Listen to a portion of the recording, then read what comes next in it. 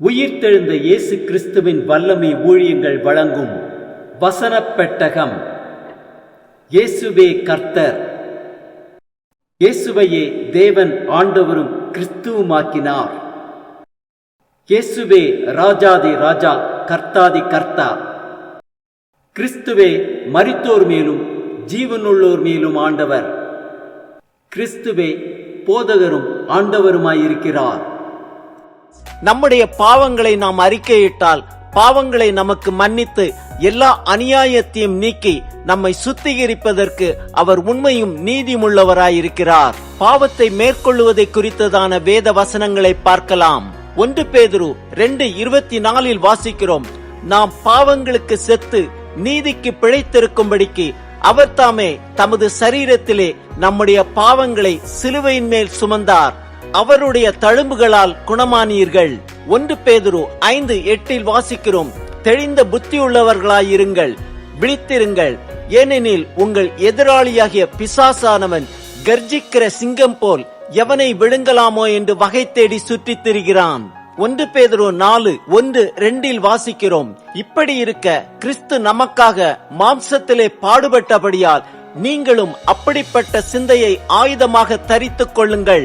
ஏனென்றால் மாம்சத்தில் பாடுபடுகிறவன் இனி மாம்சத்தில் இருக்கும் காலம் வரைக்கும் மனுஷருடைய இச்சைகளின்படி பிழைக்காமல் தேவனுடைய சித்தத்தின்படியே பிழைக்கத்தக்கதாக பாவங்களை விட்டோய்ந்திருப்பான். 2 பேதுரு 1:10 வாசிக்கிறோம், ஆகையால் சகோதரரே, உங்கள் அழைப்பையும் தெரிந்து கொள்ளுதலையும் உறுதியாக்கும்படி ஜாக்கிரதையாயிருங்கள். இவைகளை செய்தால் நீங்கள் ஒரு காலம் இடறி விடுவதில்லை.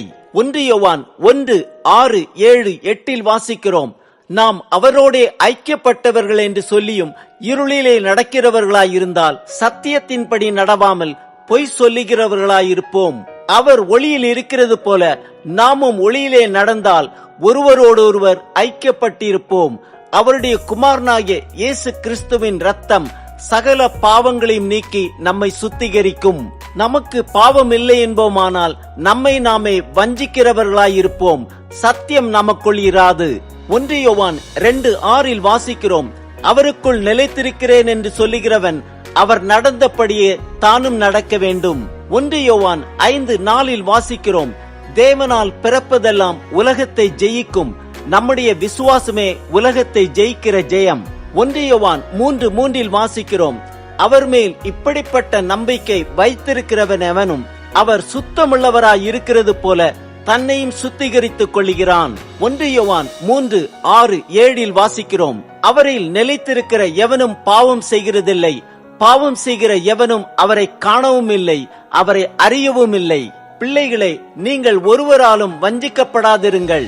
நீதியை செய்கிறவன் அவர் நீதி உள்ளவராயிருக்கிறது போல தானும் நீதி உள்ளவனாயிருக்கிறான். வெளிப்படுத்தின விசேஷம் 3:21 வாசிக்கிறோம், நான் ஜெயம் கொண்டு என் பிதாவினுடைய சிங்காசனத்திலே அவரோடே கூட உட்கார்ந்தது போல ஜெயம் கொள்ளுகிறவன் எவனோ அவனும் என்னுடைய சிங்காசனத்தில் என்னோடே கூட உட்காரும்படிக்கு அருள் செய்வேன். ஆம், நாம் நம்முடைய பாவங்களை தேவனிடத்தில் அறிக்கையிடுவோம். அவர் நம் பாவங்களை நமக்கு மன்னித்து எல்லா அநியாயத்தையும் நீக்கி நம்மை சுத்திகரிப்பார்.